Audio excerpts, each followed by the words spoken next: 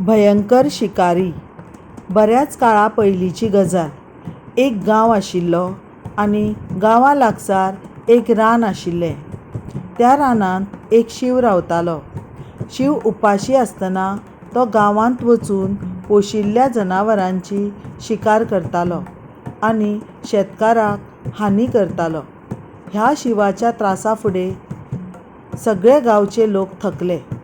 गांवचे सगळे लोक ह्या शिवाक भियेताले।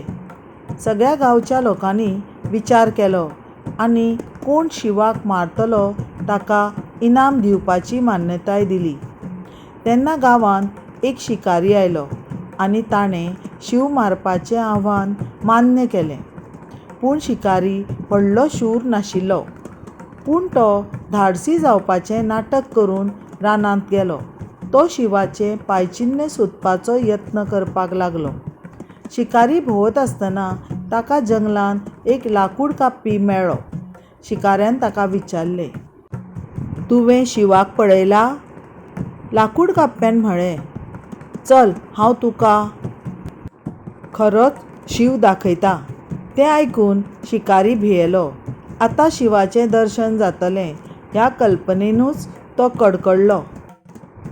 शिकाऱ्यान दबक्या स्वरान म्हळें, नाका नाका, हांवें शिवाच्या पावला विशीं विचारिल्लें। शिवाचे प्रत्यक्ष भेट घेवपाची गरज ना। भिवकुरो शिकारी शिकार करपाची सोडून पळून गेलो।